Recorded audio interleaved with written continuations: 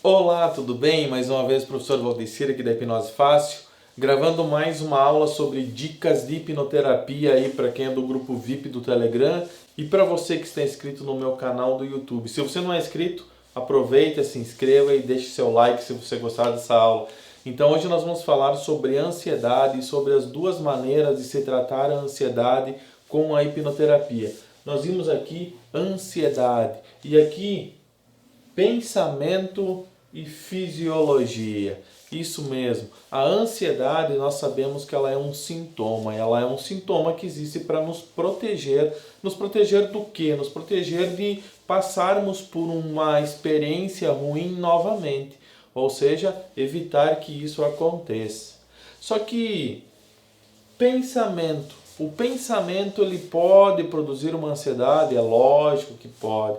Lembra que o nosso inconsciente, né, ele não tem a parte racional, a parte analítica, a parte crítica. O inconsciente opera só no aqui e no agora, mas o nosso consciente, ele fica vagando entre o passado e o futuro. Ou seja, você no aqui e no agora sempre está pensando no que vai acontecer, no que já aconteceu. Bah, aquilo não foi bom para mim. Eu tenho uma prova semana que vem, eu tenho algo do trabalho, ou tenho algo para pagar e não tenho dinheiro hoje. Então você começa a desenvolver esse pensamento de alguma coisa que nem aconteceu ainda, e esse pensamento acaba gerando uma ansiedade, acaba gerando uma preocupação, e essa preocupação, né, ela começa a ir para o teu fisiológico, ou seja, coração dispara, pode ter sudorese nas mãos, nos pés, começa a ficar a respiração mais ofegante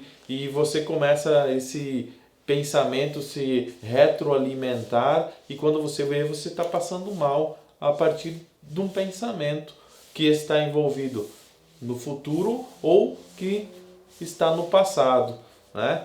Então, veja bem, quando você lembra ou vê uma pessoa que já te causou algum mal, ou lembra de uma situação do passado que foi desagradável e você ficar dando, né, importância para esse pensamento, ele vai começar a tomar uma proporção que vai sair do seu controle, vai causar também uma ansiedade.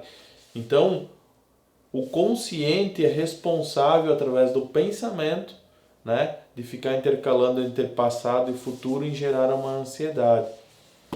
E o fisiológico, como que acontece isso? Nós temos lá no nosso cérebro um lugarzinho em que se encontra a amígdala. E a amígdala é responsável por captar emoções.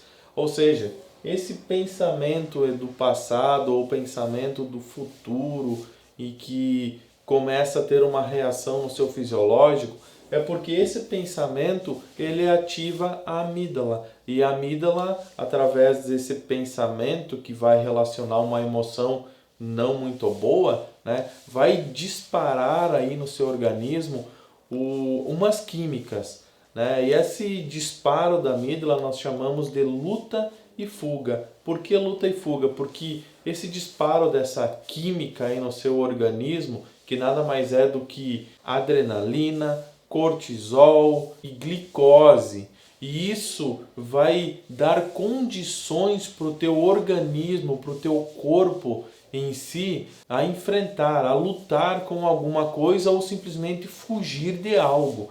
Então isso é da natureza humana, é instintivo, né? É uma reação, digamos assim, de um instinto animal que nós temos, que é simplesmente para nós fugirmos ou enfrentarmos, né? Partirmos para a luta com alguma coisa que nos está fazendo mal.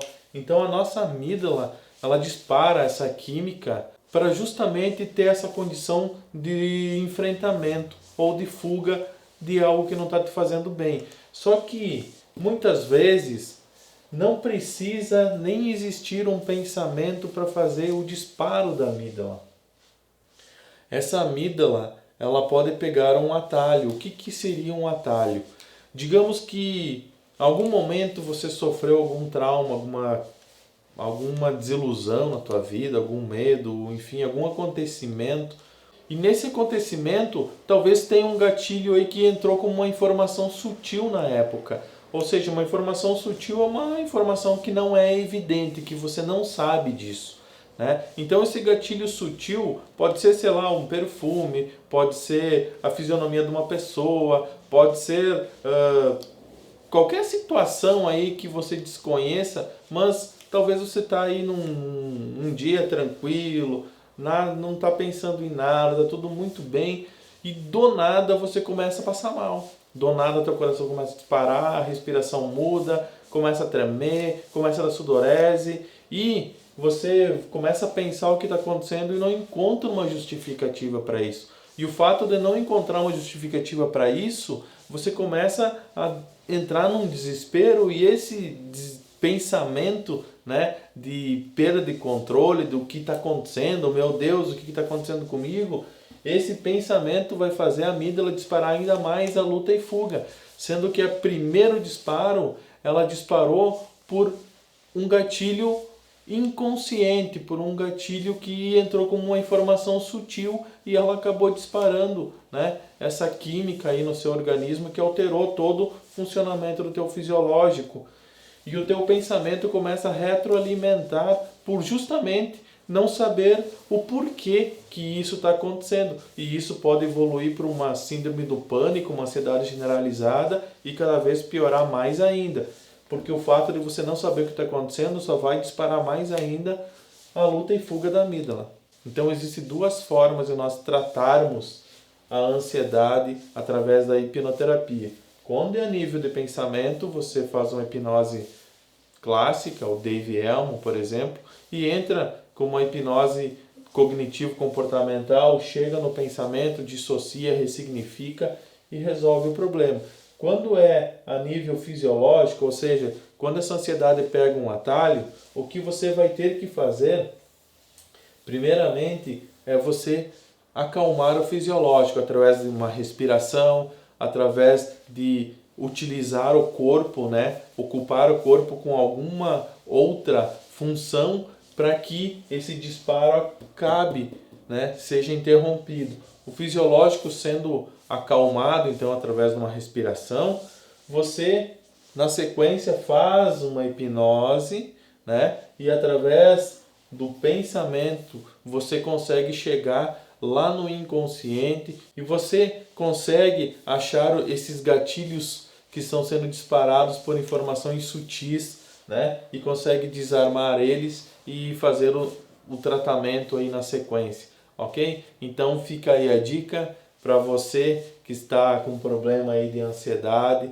saiba que existem essas duas maneiras e as formas com que você trata essas duas questões aqui, ok? Gostou dessa aula? Então dê seu like, compartilhe o vídeo e até a próxima.